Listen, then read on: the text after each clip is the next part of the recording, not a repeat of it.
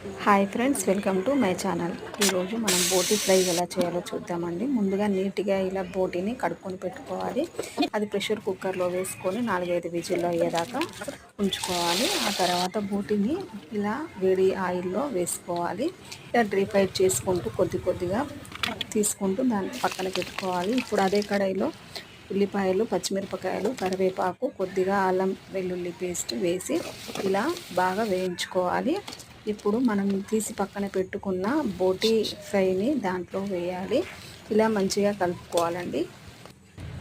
ఆ తర్వాత దాంట్లో మసాలా పౌడరు, కొద్దిగా పసుపు, 2 టేబుల్ స్పూన్ల కారము, మన రుచికి సరిపడా ఉప్పు, కొద్దిగా ధనియాల పొడి ఇవన్నీ వేసి ఇలా కలుపుకోవాలి. అంతే అండి, బోటి ఫ్రై రెడీ అండి.